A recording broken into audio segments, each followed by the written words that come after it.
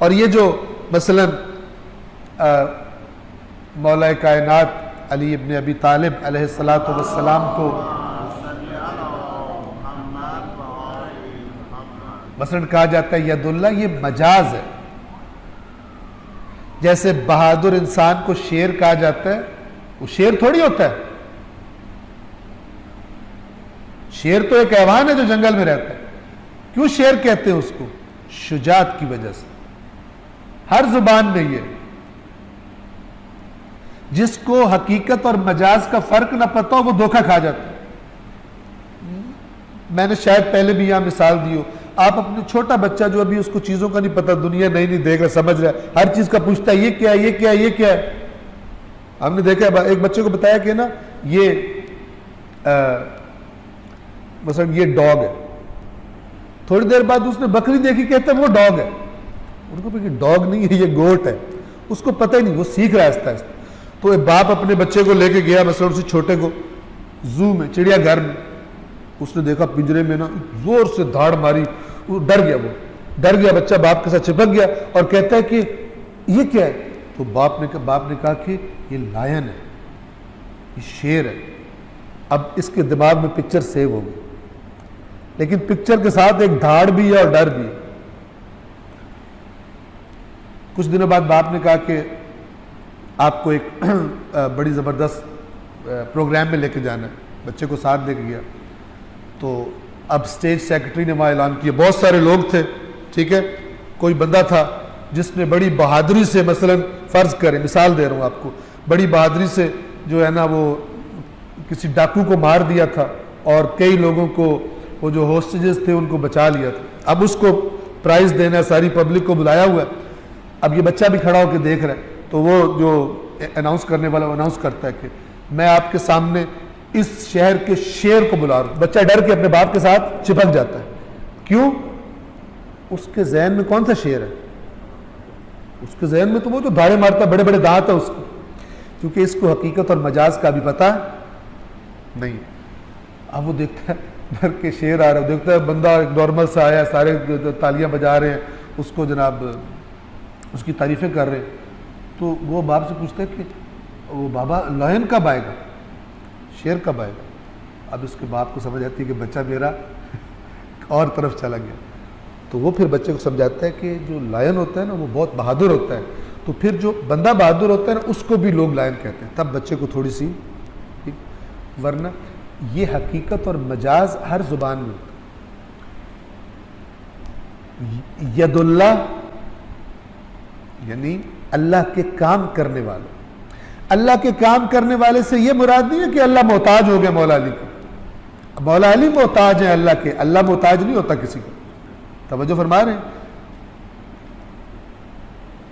لیکن اس دنیا میں اللہ کے اور اللہ کے رسول کے احکام کو بجا لانے میں، چاہے میدان جنگ ہو، شدید ترین مشکلات ہوں، چونکہ فور فرنٹ پہ آگے آگے رہتے تھے تو کہا گیا ید اللہ.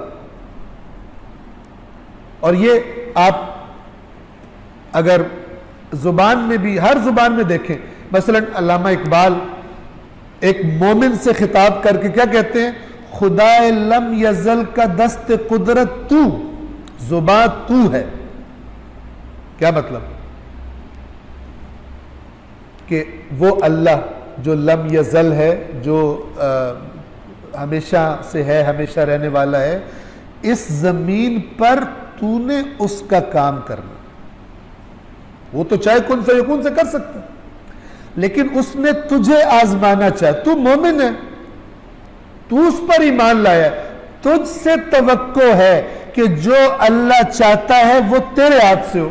خدائے لم یزل کا دست قدرت تو، زبان تو ہے، تجھ سے لوگوں تک اس کا پیغام پہنچے گا. بس اس اعتبار سے نہ یہ کہ اللہ ہم فرض کریں کوئی انسان کی طرح، اس کی ایک زبان ہے، اس کا ایک کان ہے. اب وہ جو قرآن کہتا ہے کہ جن کے دلوں میں فَأَمَّا الَّذِينَ فِي قُلُوبِهِمْ زَيْغٌ فَيَتَّبِعُونَ مَا تَشَابَهَ، وہ لوگ کہ جن کے دلوں میں ٹیڑھا پن ہے، بیماری ہے، وہ متشابہات کے پیچھے جاتے ہیں تاکہ فتنہ کریں۔ اب اس فتنے کی مثال دے رہا ہوں۔ کیا مثال دے رہا ہوں؟ پہلے بھی دے چکا ہوں۔ یہ آپ کو ویڈیوز بھی مل جائیں گی فیس بک پر، سنی ہوگی شاید آپ نے، ایگزیکٹلی جس میں یہ جو اللہ تعالیٰ متوجہ فرما رہا ہے کہ متشابہات سے فتنہ کرتے ہیں جن کے دلوں میں ٹیڑھا پن ہے، یہ اس کی مثال دے رہا ہوں۔ ممبر پر خطیب صاحب بڑا جمان ہے، آگے ہزاروں کا مجمع بیٹھا، مجمع سے پوچھتا ہے بتاؤ ید اللہ کون ہے؟ سب نے کہا مولا علی۔ پھر کہتا ہے بتاؤ عین اللہ کون ہے؟ سب نے کہا مولا علی۔ اذن اللہ کون ہے؟ مولا علی۔ ید اللہ کون ہے؟ مولا علی۔ لسان اللہ کون ہے؟ مولا علی۔ اب کر کے کیا کہتے ہیں؟ کہتا ہے ٹکڑوں میں جو علی کو اللہ مان رہے ہو تو پھر پورا علی کو اللہ کیوں نہیں مانتے؟ اور سب نعرے مارتے ہیں، جاہل۔ اب دیکھیں مجازی چیز کو ید اللہ، عین اللہ، لسان اللہ، اذن اللہ مجازن ہے، نہ کہ اللہ کا حقیقت میں کوئی عضو ہے۔ اور پھر یہ بھی نہیں سوچ رہے کہ بھائی ہاتھ ہے یا کان ہے، کان ہے یا آنکھ ہے، آنکھ ہے یا زبان ہے۔ تو یہ مجاز اور حقیقت کو مکس اپ کر کے فتنہ کرتے۔ توجہ فرما رہے؟ یہ قرآن نے جو بتایا ہوا ہے، جس کی طرف خبردار کیا، وہی کام۔